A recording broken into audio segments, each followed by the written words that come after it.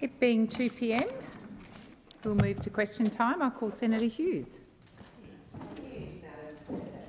Question is to the Minister representing the Prime Minister, Senator Farrell. Yesterday in question time you stated, what is it that the Prime Minister Albanese hasn't done to help the Australian people? Minister, can you confirm that the Prime Minister has not decreased power prices for Australian families by $275, despite promising 97 times before the election that he would do so? Thank you, Senator Hughes. Minister Farrell. He's across everything, this bloke. Senators, I've just called the minister to his feet. Thank you, President, and thank Senator Hughes for her question and the opportunity to talk again about what a terrific job our Prime Minister is doing when he's not progressing the issue of recognition of an Indigenous voice to this parliament. Of course, he's dealing with all of the issues which, regrettably, the former government, your government that you were part of, Senator Hughes, simply failed to do.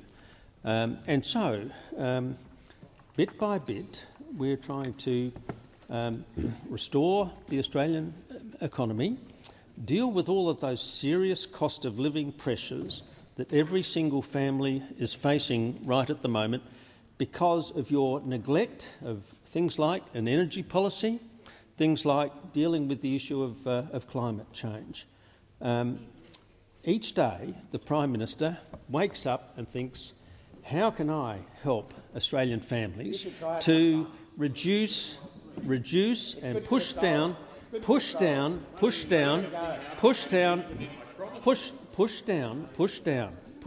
cost of living for hard-working Australian families. That's what this Prime Minister is focused on. Not picking up sort of other ministries from other members of his cabinet, but dealing with the serious issues that are facing Australian people as a result of those 9 or 10 years of neglect under your former government. Senator Hughes for a supplementary. Minister, you said yesterday the Prime Minister has done so much to reduce the cost of living. Can you please name a single cost to Australian families that is lower now than when the Albanese government was elected? Minister Farrell. What's gone down, Don? So, What's gone down? thank you. Order, Minister Farrell. Minister, please continue. Thank you, President, and I thank Senator Hughes for her supplementary questions. What did we do when we first came to government? We supported a rise in the minimum wage for ordinary Australian workers.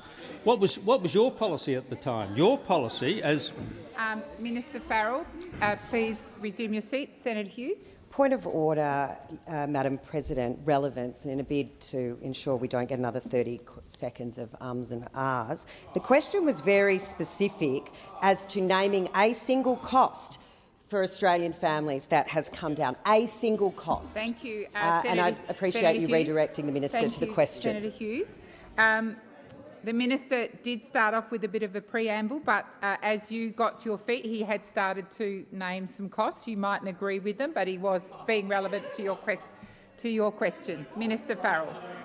Thank you, President. And of course, Senator Hughes wouldn't agree with what I'm about to say, but let's go through some of the things that have been the subject of downward pressure as a result of the work done by the Prime Minister and the rest of these wonderful people.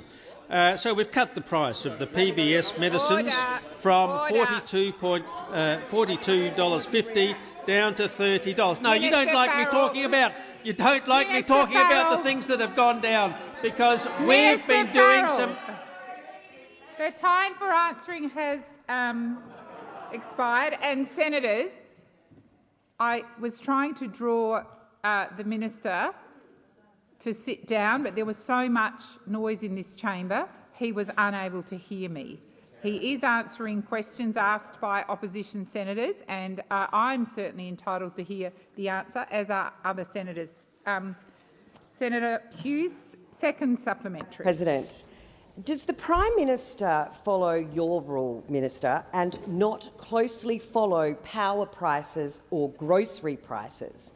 Is this why the Prime Minister Albanese thinks Australians have a pretty good 10 months despite their electricity bills, grocery bills, mortgage repayments and rent all going up? Does this show how out of touch your government is? Thank you, Senator Hughes. Minister Farrell. Thank you, President, and thank Senator Hughes for her second question. Look, I have to say I was a bit disappointed in the way in which the leader, in particular, put up items on his Facebook page yesterday about seeking to misrepresent my views by cutting. Minister Farrell, please resume your seat. Senator Hughes. Point of order relevance here. This is a very serious question affecting everyday Australians, and they're raising prices that they're facing everywhere. And I would appreciate the Minister being relevant to the question. Thank you, Senator Hughes.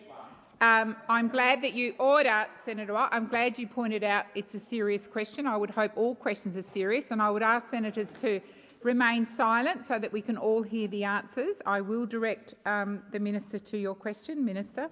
Thank you, President. And as I was saying, my staff recommended that I perhaps request that this Facebook page be taken down because it is in fact in breach of the rules. But when we discovered that there were only 71 likes to this particular Facebook page, we decided not to. Minister Farrell, please resume your seat. Order. Order. Senator Hughes.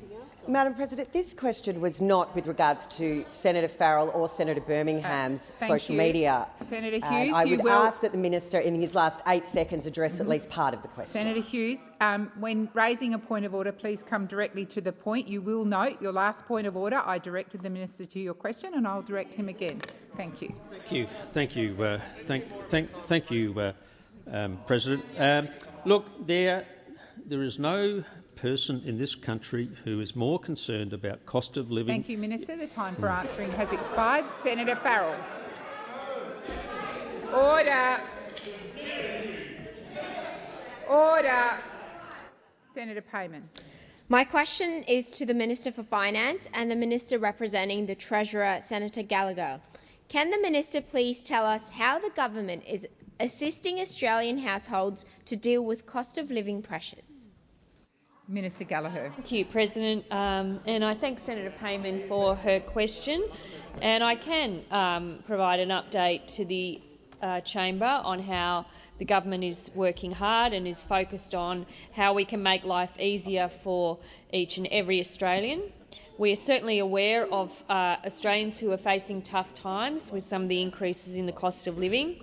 And these, of course, some of them in relation to power have been caused by the ongoing war in Ukraine, which has driven up gas prices. There's continued disruption on our supply chains following years of chaos and impacted, of course, by the pandemic, and that there are the successive interest rate rises that we've seen as the Reserve Bank, which started on its tightening arrangements before the last election. But there are other factors that we can address where we are. One of the very first acts of the Albanese government was to successfully argue for a minimum wage to keep pace with inflation, an outcome which helped around 2.7 million Australians and was a real change in approach between us and the former government on wages. Our first budget focused on responsible cost of living relief that didn't put extra pressure on inflation. That's one of the most important things in terms of our investments. So they were things like cheaper childcare, expanding paid parental leave, cheaper medicines, more affordable housing and getting wages moving again. In addition, as winter approaches, we're providing and will provide through the budget energy relief to millions of households, payments that those opposite opposed. These households will pay up to a third less than the retail price when their energy bills come in, and again it beggars belief that those opposite decided to oppose the laws that put in place those arrangements. And of course, and I'll go to this more in the next questions, our investments in early education and care. The time for answering has expired. Senator Payman, first supplementary. In 100 Order. Order. I have a senator on her feet. Senator Payman. 100 days, cheaper childcare will be a reality for millions of Australian families. How will the government's investment in early childhood education and care assist with cost of living pressures, Minister? Minister Gallagher. Thank you, Senator Payman, for being on the same page in relation to early education and care. In 100 days, cheaper early childhood education and care will provide cost of living relief for around 1.2 million Australian families. The milestone comes as new data from the Department of Education reveals that childcare costs had soared by 49% under the previous government. From July, the Albanese government is taking action to deliver that real cost of living relief, and we know for parents who have children under the age of 5 just what a hit those childcare costs are to the weekly household budget. For the average family on about $120,000 a year, with a child in care 3 days a week, the changes will cut costs by about $1,700 a year. The childcare subsidy rates will lift to 90% for families on a combined income of $80,000 or less, and the highest subsidies of up to 95% for families with second and subsequent children will be retained. Second supplementary. Can the minister confirm, in the lead-up to the budget, any further support from the government to combat the cost of living? Minister Gallagher. Thank you, and I thank Senator Payman for her supplementary. We are taking action, as this chamber knows, because we debated them in December last year. We want to take the sting out of higher power prices through direct energy bill relief through the next budget, direct support for households and businesses that, let us not forget, those opposite tried to block. There are encouraging signs that our plan on energy prices are beginning to work, with big drops in the prices on the electricity futures market. We're also focused on growing the economy in the right way so more Australians can get the benefit from good skills, get good jobs and earn good wages. That's why we successfully argued for the Fair Work Commission minimum wage increase in line with inflation. So we've got legislation around cleaner and cheaper energy. We've brought in a new pensioner work bonus. We're working on the new housing accord, and we've got important legislation before this chamber that will assist with cost of living pressures on Australian households. Thank you, Minister. Your time has expired. Senator Van. Thank you, President. My question is to the Minister representing the Prime Minister, Senator Farrell. According to government analysis, by how much have rental rates gone up since the election of the Albanese Labor government? Minister Farrell. Thank you, President, and thank Senator Van for the question. Look, I don't think we want to start this, or certainly I don't want to start this process of trying to score sort of political points on cheap political point scoring.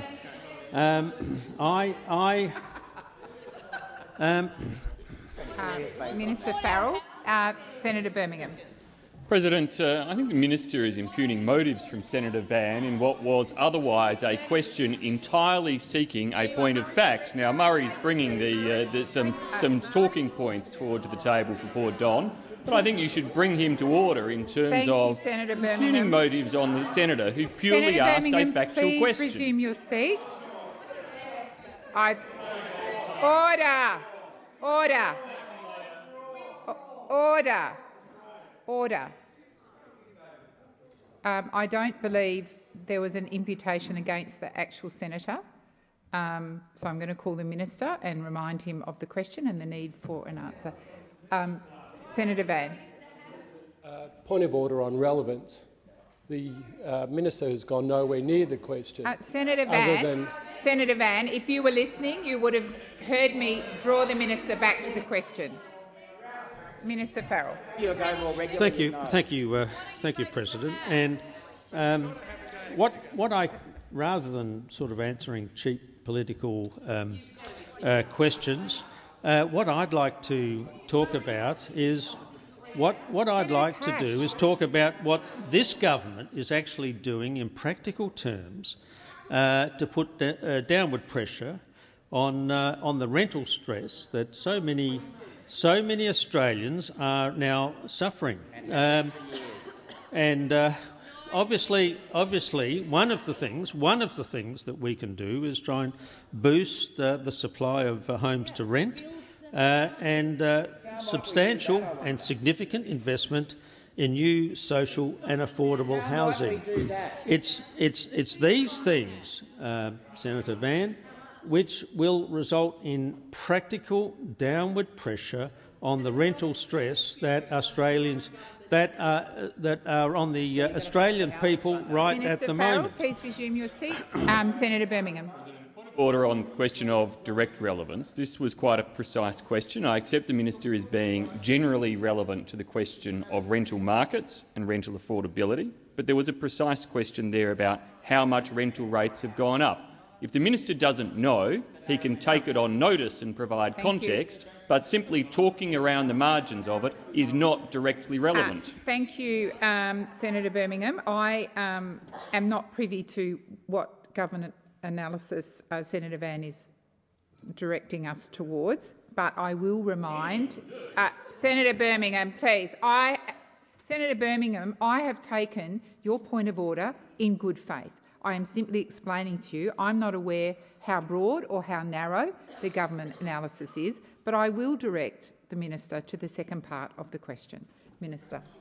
Thank you, President, and a little bit of respect from the leader for the chair would be appreciated. Yes, seriously. Yes, seriously. A little bit of respect for the President.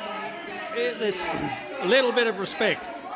Now, we know a whole lot of people across Australia... Minister Farrell, please resume your seat. Senator Van.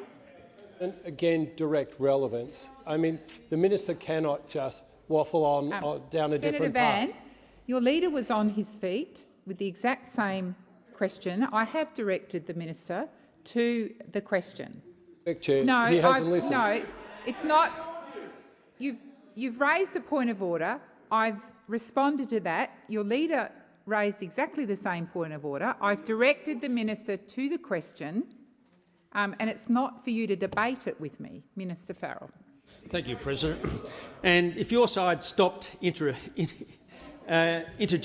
then I could answer your question, because we know a lot of people across Australia are struggling. Minister Farrell, their time has expired. Senator Van.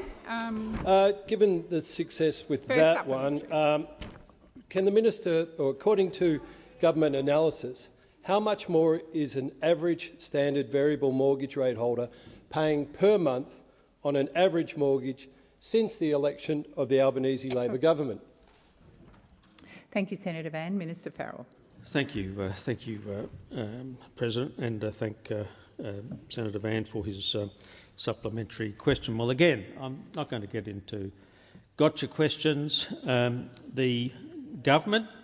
This government is trying to put downward pressure on a whole lot of items that are making life difficult for ordinary Australian... Minister Farrell. Senator Van. President, again, direct relevance. The question was quite narrow in its phrasing, and if the minister doesn't know the answer, you can take it on notice and come back to the chamber. Thank you, Senator Van. The minister did respond to the question, but I'll draw him back to the question again. Minister. Thank you, President.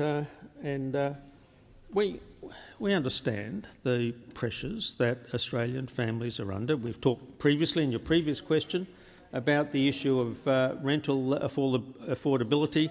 Now you're talking about the issue of mortgage rates. We have been working solidly to put downward pressure on all of these items that are affecting ordinary working Australians. Now, thank you, Minister. The time for answering has expired. Second supplementary, Senator Van. Thank you, President. Given the Minister has demonstrated he is unaware of or unconcerned by the cost of living pressures faced by Australians, is he aware that Westpac Business Bank forecasts advertised rents will increase by 11.5% in 2023? And Minister, is it correct that this will be the biggest annual increase on record? Thank you, Senator Van. Minister. Thank you, President. Thank you, President, and thank Senator Van for his second supplementary question. Senator Watt. I completely reject your proposition, Senator Van. This is a government that's deeply concerned about cost of living issues facing ordinary Australian people. We every day focus on how we can put downward pressure on the cost of living based on the financial mess that you left us and we inherited when we came to government almost 12 months ago.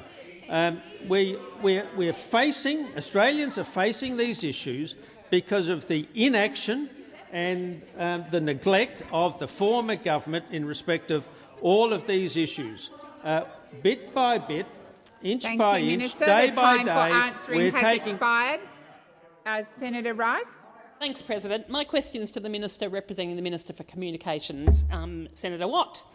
Minister, across the country, state governments are proposing actions to limit gambling because of the harm it causes to children and the community. And reflecting this, the Greens in New South Wales are taking a policy to the election on Saturday of phasing out pokie machines from pubs and clubs, introducing a mandatory cashless gambling card and creating a pokie super tax and reparation fund for affected communities. But it's up to the federal government to ban gambling advertising, which is something that is supported by 70% of Australians.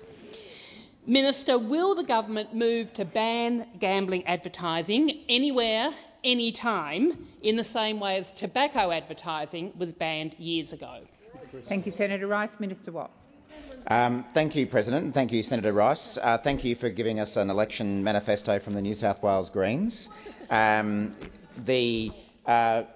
not sure, Senator Rice, whether you were here yesterday when I pretty much answered an identical question from Senator Pocock. So I could refer you back to my answer yesterday, but I'm happy to go through it again today. There is no doubt that the Albanese government recognises the importance of gambling promotions being presented in a responsible manner. And we know, the Greens know a little bit about gambling because we know who their donors have been.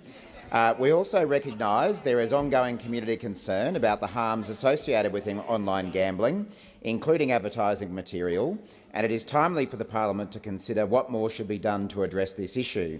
And I hope that we can rely on the Greens' support, despite their large donations from gambling interests. This is why we have established an inquiry into online gambling and its impacts on those experiencing gambling harm. And as I mentioned yesterday, that inquiry is being conducted by the House of Representatives Standing Committee on Social Policy and Legal Affairs, which, as I mentioned yesterday, is being very capably chaired by Peter Murphy, one of our fabulous Labor MPs. The committee is considering the effectiveness of current gambling advertising restrictions on limiting children's exposure to gambling products and services, including through social media, sponsorship or branding, among a range of other issues. Of course, the government will consider the committee's recommendations when it releases its final report.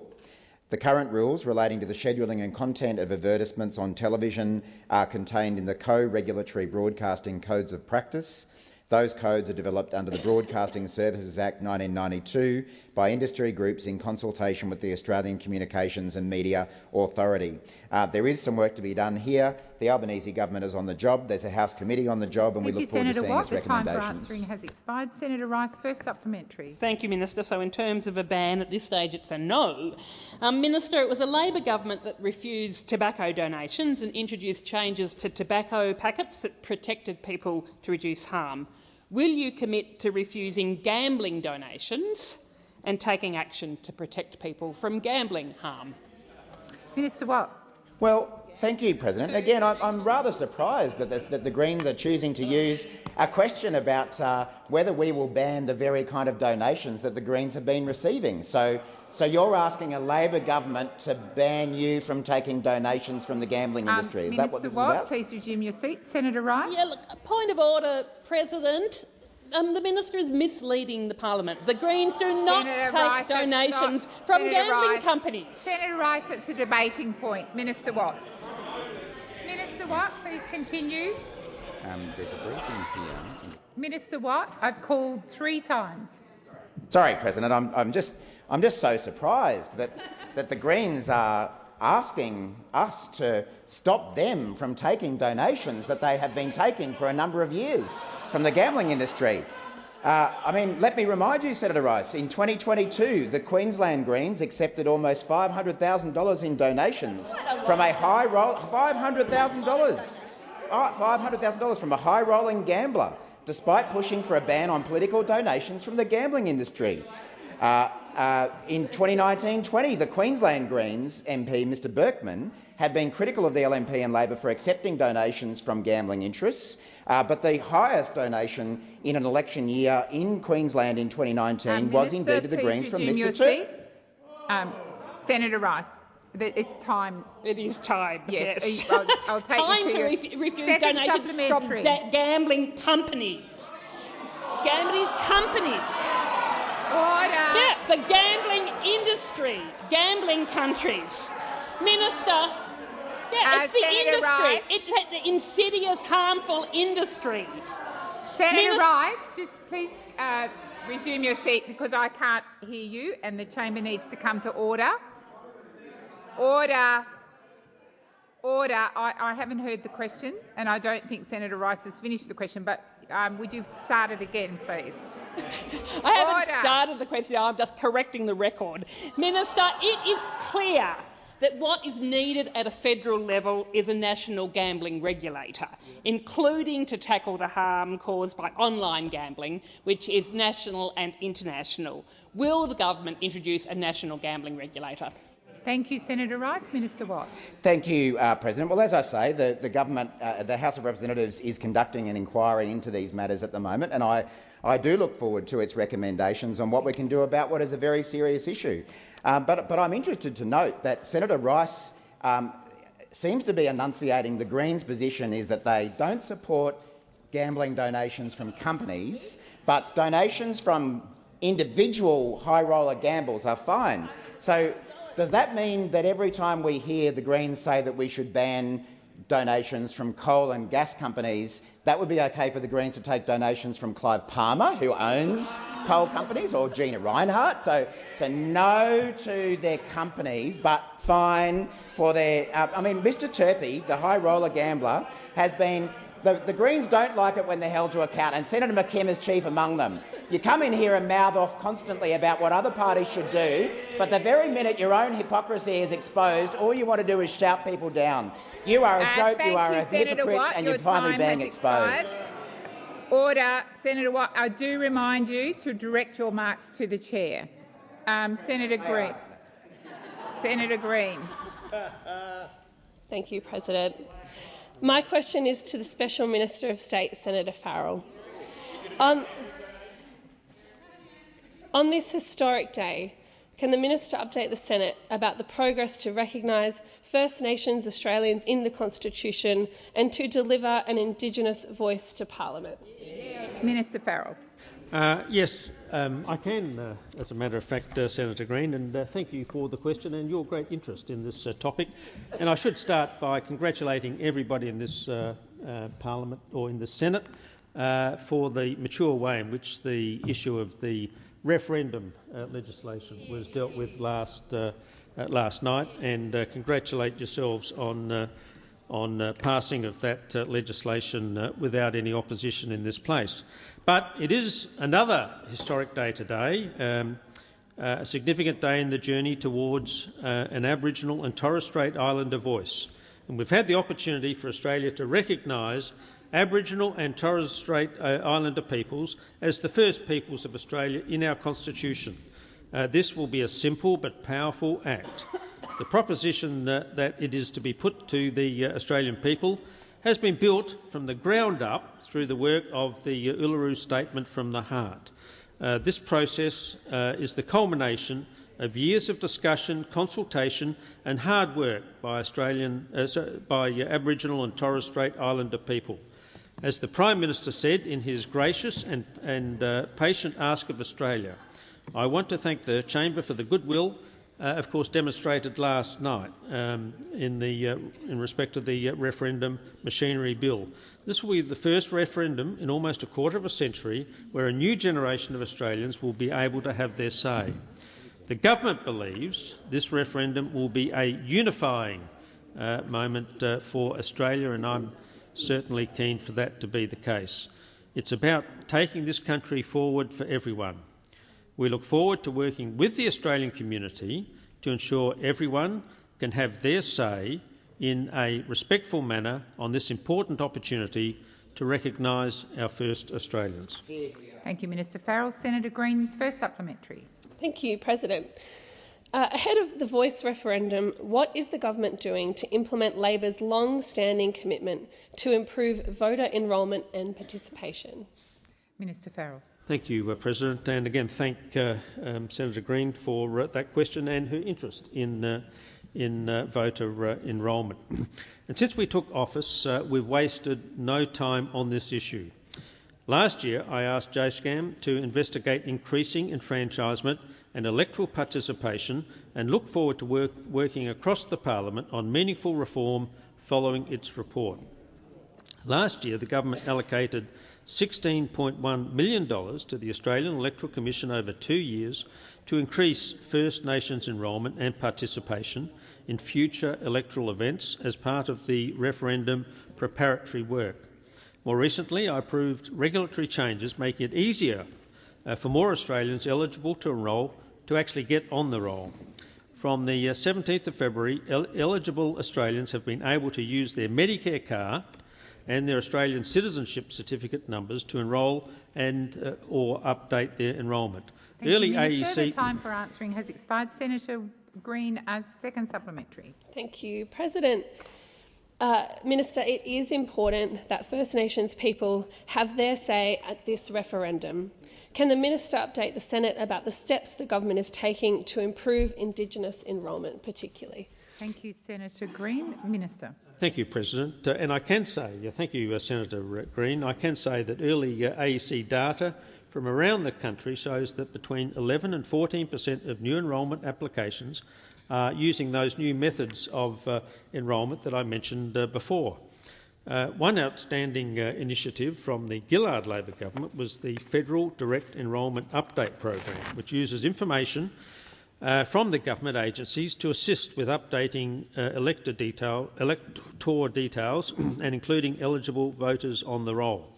Following trials of the new direct enrolment activities, which use new data sources, mailbag addresses and email notifications of new enrolments, the AEC advises that over 15,000 Indigenous Australians were added to the electoral roll.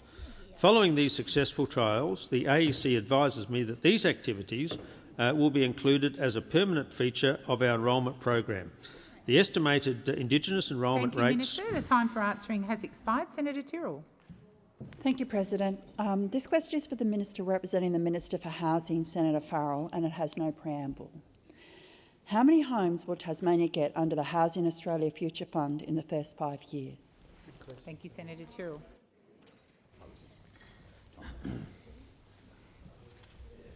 Thank you, Senator Tyrrell, and thank you for your interest in this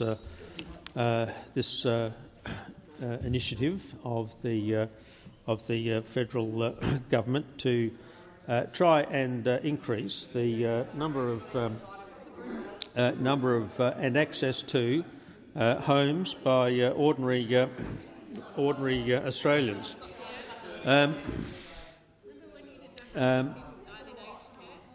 Order. Thank you, President. We're ensuring through a range of significant policy initiatives that Australians have greater access not only to home ownership but also to greater rental affordability. Minister Farrell, please resume your seat. Senator Tyrrell. Point of order, Chair. Relevance, I asked for a very specific question. Thank you, Senator Tyrrell. I'll remind the Minister of your question. Thank you, President. And of course, unfortunately, as data has shown, that in the period from 2016 to 2021, there was regrettably a substantial increase in Tasmanians experiencing homelessness, and I think this is really what your question is directed to. Tasmania has a strong community housing provider sector and has taken many opportunities provided by the National Housing Finance and Investment Corporation. Of course, Minister, please resume your seat. Senator Tyrrell. I know I'm new, but I thought it was a very plain question. Thank you. I have directed the Minister to your question and I will direct him once again. Thank you, Senator Tyrrell. Minister.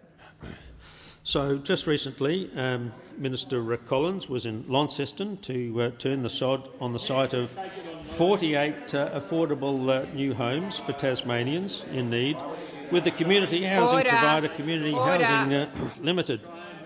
The Albanese government has unlocked up to $575 million in funding from the National Housing Infrastructure Facility to be able to invest in new, social and affordable... Thank you, Minister. The time for answering has expired. Senator Tyrrell's first supplementary. Thank you, President. The government's commitment that Housing Australia Future Fund will make independent decisions is admirable. With that commitment in mind, though, who decided the fund would allocate 10,000 homes to frontline workers? Thank you, Senator Tyrrell. Minister Farrell. Thank you, President, and thanks, Senator Tyrrell, for her question. The issue that you've just raised, of course, was an election promise that the Albanese government took to the last election. Yep.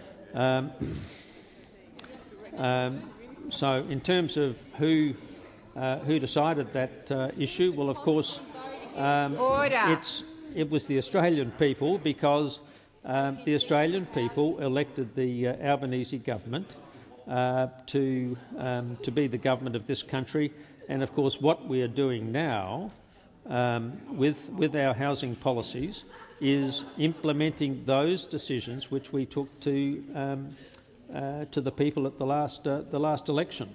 So, in terms of who decided this, well, ultimately, Minister it was Farrell, the time for answering has expired. Senator Tyrrell, second supplementary. Okay.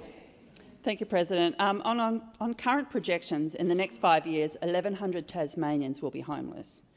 Does your government agree that reducing homelessness by building 1,200 homes in Tasmania is a good thing? Thank you, Senator Tyrrell. Minister Farrell. Thank you, President.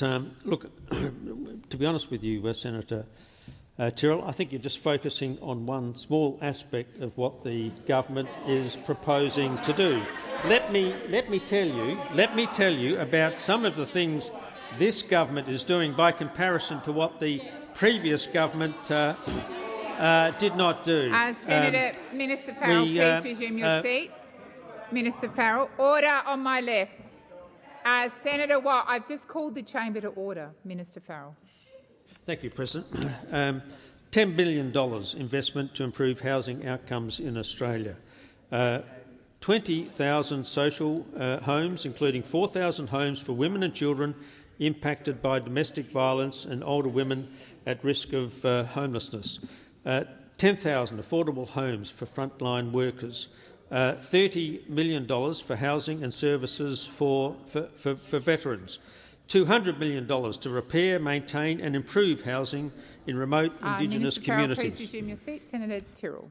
Order, President. Look, I appreciate all that they're doing, but it was a very simple question, and I'm here to represent Tasmania, not Thank the you. government. I will again direct the minister to your question. Minister Farrell. Thank you, President. Well, Senator Tyrrell, all of those things are things that Thank you, Minister. The time for answering has expired. Senator O'Sullivan. Thank you, President. My question is to the Minister representing the Prime Minister, Senator Farrell. Yesterday during question time you declared to the Senate what the Prime Minister Albanese says he does. Mr Albanese said not once but on 97 separate occasions that Australians were going to see a reduction of $275 in their power bills. Minister, when will Australians get a $275 reduction to their power bills? Thank you, Senator O'Sullivan. Minister Farrell. Thank you. Order on my right. Minister Farrell. Thank you, President, and thank the senator for his question, which seems to be a repeat of questions asked earlier in the week. And I have to say, Order. on a historic day, when the Prime Minister announces the recognition of an Indigenous voice to Parliament, here I am at the third question, where we haven't had a single question about the big issue of the day. Order. Now, Minister Farrell, please resume your seat. Senator O'Sullivan. Relevance. Clearly my question was about electricity bills and the prices that Australians can expect to pay, and we're getting an answer on the voice. Thank you, Senator O'Sullivan. I will draw the minister to the question. Minister Farrell. Prime Minister Albanese, just like myself, is deeply concerned about the issue of electricity. President, the Prime Minister, Prime Minister and myself are deeply concerned about the issue of electricity prices in this country for ordinary working Australians and businesses, for that matter. Now, the reality is that the reason that we find ourselves in a situation with escalating electricity prices is the 10 long years of inaction by the former government on the pressures in relation to electricity prices and, of course, the issue of climate change. Now, what did we do as soon as the Prime Minister? What did we do as soon as we came into government? We took action. We took action on electricity prices. We sought to put a cap on gas prices. We sought to put a cap on coal prices to push the price of electricity down. And what did your mob do? You voted against it. You wanted to keep electricity prices high. You wanted to keep electricity. Has expired. Senator O'Sullivan, first supplementary. Thank you, President. Does Labor's Powering Australia plan say, and I quote, it will cut power prices for families and businesses by $275 a year? Minister Farrell. Thank you, President. Look, we've taken all of the action that we've done in respect of power prices to put downward pressure on electricity prices in this country to repair the neglect of the previous 9 years of neglect from your government. Minister Farrell, please resume your seat. Senator O'Sullivan. Point of order on direct relevance. The question asked very simply whether or not the Labor's Powering Australia plan will say it will cut power bills for families and businesses by $225 a year. Thank you, Senator O'Sullivan. Senator O'Sullivan, please resume your seat. Senator O'Sullivan, you were on a point of order. Well, there was so much interjection, it was very hard to hear. I will rule on the point of order. I will direct the minister to your question, and I will also ask the minister to. You're seeking leave now. Yes. I seek leave Is leave granted? Well, I haven't explained what. Leave is President, not granted. Order. With respect, President. No, it's not with respect, Senator O'Sullivan. I asked if leave was granted, and the answer was no. There's no point debating it with me. Please resume your seat. I have the minister on his feet. Thank you, President. It is customary when somebody's seeking to table a document to. Well, look, I don't know. Order. I don't know what the senator has got in his hand. The leader yesterday had the courtesy to hand me a copy of the document that he wanted to put forward, and I'm happy to look at any document which the opposition seeks to table and respond. Thank you. So before I come to you, Senator Birmingham, Senator O'Sullivan, the minister has invited you to show him the document so he may consider the response. Senator Birmingham. Thank you, President. On indulgence, given the invitation of the acting Leader of the Government in the Senate, here it is, and perhaps you'd like to read the highlighted line to the chamber. Senator Birmingham. We're going to go back to the question. I've asked the minister to respond to the question and to be relevant to the question. Minister. Thank you, President. And look, order. I don't think I can be any clearer about the actions that this government has been taking to reduce the price of electricity in this country for both. Minister, please resume your seat. Senator O'Sullivan. Just a moment, Senator O'Sullivan. Senator Watt. Senator O'Sullivan. Point of order on direct relevance. The question was very tight, and we assisted the minister by providing him Labor's policy. Senator O'Sullivan, in relation to Senator Watt, seriously. Order. The minister has agreed to look at what you're seeking to table. In relation to your question and your last point of order, I have directed him to the question. Minister Farrell. Thank you, President. Look, this government is serious about putting downward pressure on electricity prices. We came to office with a former government with something like 22... Thank you, Minister. The time for answering has expired. Senator O'Sullivan, second supplementary. Will the minister say the words $275? Minister Farrell.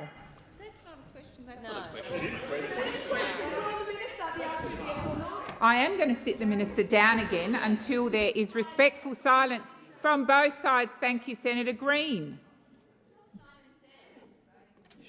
Senator Gallagher. Minister, please continue. Thank you, President, and thank the senator for his second supplementary question. This government is serious about putting downward pressure on electricity prices. I don't think I can be any clearer than that. And right from the time that we took office, we started taking action. Minister Farrell, please resume your seat. Senator McGrath, you are clearly out of order, and I would ask you to listen in respectful silence. Minister Farrell. We started taking action on putting downward pressure on electricity prices Farrell, in a way. Please resume your seat. Senator O'Sullivan. Direct relevance, President. I asked the question, will the minister say the words $275? Because that's what they promised to the Australian people. Thank you, Senator O'Sullivan. I will direct the minister to your question. Minister Farrell. Well, can I say this, Senator? I'm not going to not going to have words or amounts put into my mouth. We have been the government. We have been the government. We have been the government with the opposition thank you, Minister. opposed The to time cutting for answering has electricity. expired. Senator Babet. My question is to the Minister representing the Treasurer, Senator Gallagher. Having previously denied a link between money printing and inflation, RBA Governor Dr Philip Lowe finally admitted during recent Senate estimates that the expansion of the money supply, low interest rates and government support during the pandemic has driven inflation. Prior to the 2022 election, the former coalition government ran up hundreds of billions of dollars of debt with little to show for it but some expired PCR tests and, of course, an artificially inflated property market where it's nearly impossible for first home buyers to get into the market. Now, do you believe that the irresponsible and unprecedented debt accumulated by the former government has contributed to the inflationary pressures that are currently being felt by ordinary Australians? And I will remind you as well that the Labor Party was also in agreement with most of this. Thank you, Senator Babet. Minister Gallagher. Thank you, President, and I thank Senator Babet for the question and also for his advice that he would be asking a question relating to debt and inflation. And I would agree with Senator Babet that the significant increase in government debt that was increased under the former government, a lot of that, they doubled the debt before the pandemic hit, has certainly led to the budget being in worse shape than it needed to be, and that there wasn't enough to show for the debt that we currently carry, and that managing that debt burden is the fastest growing area in the budget, is managing the interest burden on that debt. So it is a big problem and it is a big issue that we are having to manage as we work our way through the decisions we're taking in this budget. I think the inflation challenge has certainly been made worse by the failure in energy policy. 9 years of failure to deal with the reality of a changing energy market and the fact that we haven't been able to be ahead of that and have in place policies that have been able to deal with it has certainly contributed, because one of the biggest contributors to inflation, of course, has been energy prices, impacted by the war in Ukraine, but absolutely also impacted by the failure of those opposite to land an agreed energy policy. 22 of them, not one of them landed, and the fact that we are now dealing with the results of that has certainly been had an impact on inflation, which is why we took the steps we took at the end of last year to put in place caps, to put in place the interventions that we did, unusual as they were, to make sure we were putting downward pressure on inflation and bills at the same time. Has expired. Senator Babet, first supplementary.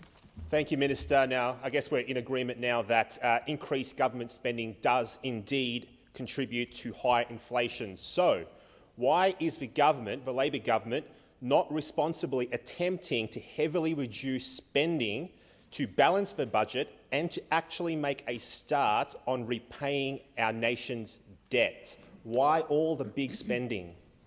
Thank you, Senator Babet. Minister Gallagher. Thank you, and I thank Senator Babet for the supplementary. Well, I would say to Senator Babet, the October budget banked 99% of the revenue upgrades that we received through that budget update. 99%.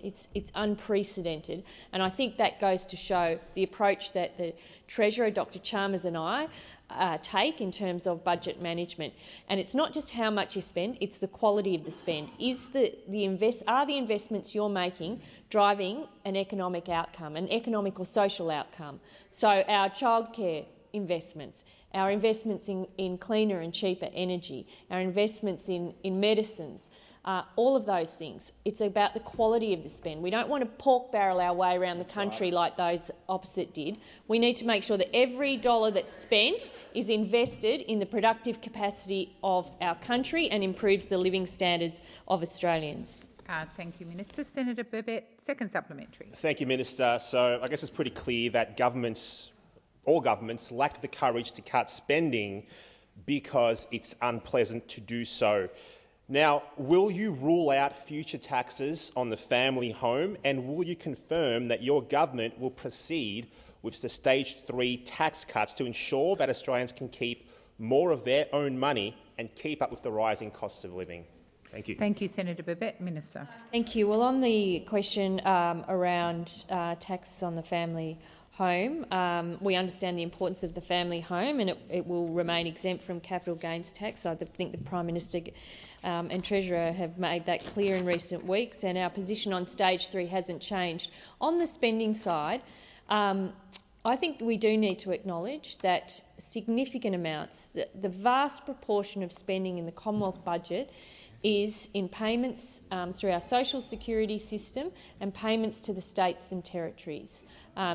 These are, significant parts of the budget. So when people say they want, to see big cuts to things, you have to be understanding that that means big cuts to sort of social programs that people value, or payments to the states and territories. So we are fiscally responsible. We do have an eye on budget repair, but we're going to be cautious about how we approach it, because we know people rely on services that the Australian budget funds. Thank you, Minister. The time for answering has expired. Senator White. My question is to the Minister for Agriculture, Fisheries and Forestry, Senator Watt. Victoria has one of the largest Indian diasporas in Australia, and so they're extremely interested in the Prime Minister Albanese's recent trip to India. I have had many constituents ask me about it, and I was wondering if you could elaborate further on what Prime Minister Albanese's discussions with Prime Minister Modi were about, and provide an update on how Aussie farmers will benefit from the Prime Minister's recent trip to India. Thank you, Senator White. Minister Watt.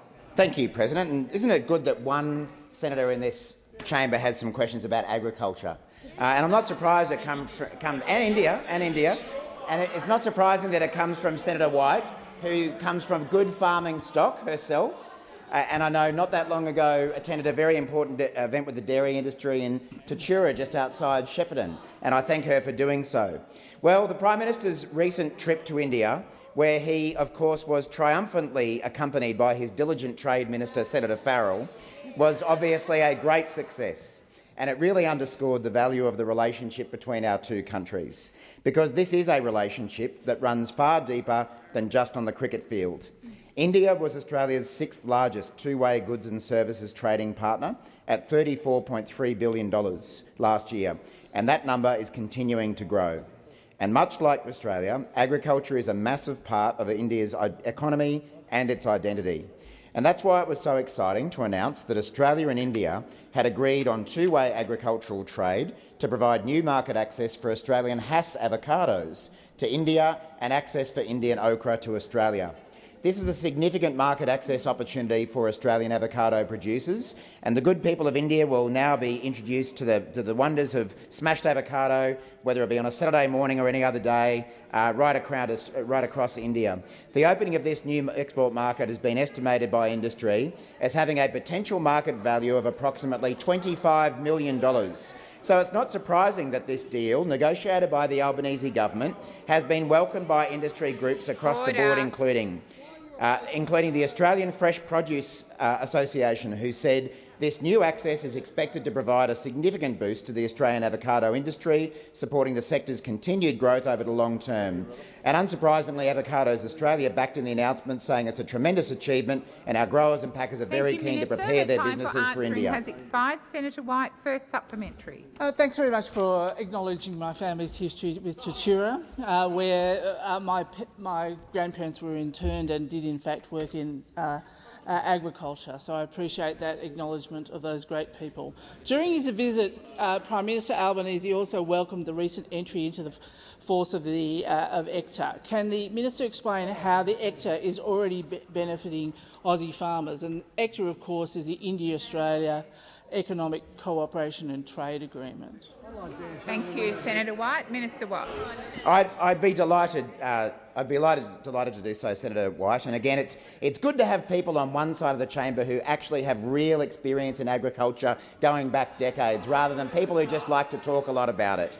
I know some of us have got a little hobby farm outside Warwick. You know, we whack on the RMs on the weekend and get the old ride-on mower out and, you know, put on the hat. But there's a few people who actually care about agriculture and know a little bit about it. Previously, exports to India peaked at 3.38 billion Australian dollars in 2016 on the back of then record grain and pulse production. But changes to Indian tariffs on grains and pulses resulted in reduced Australian production, which had a massive impact on farmers across the country. The India-Australia Economic Cooperation and Trade Agreement came into force on December 2022, and it's already proving to be a win for Aussie farmers. Not only is it opening up new markets for our top-quality products, but we're also seeing the removal or reduction of tariffs on existing trade. This presents great opportunities for Australian farmers. The time for answering has expired. Senator White, order. Senator White, second supplementary. Thank you so much for that answer. Can the minister outline what the Albanese government is doing to support Aussie farmers, processors and exporters to take advantage of the new market access opportunities like those with India? Minister Watt. Thank you again, Senator White. And you know, whether it be the wilds of Warwick or the coffee shops of Elwood, we know the coalition are very strong when it comes to agriculture. Senator Watt, the Albanese government is focused on opening. Watt, resume your seat. Once again, the interjections are disorderly. I would ask you to listen in silence, Minister Watt. Senator McGrath, may I remind you to stand and wait for me to come to you?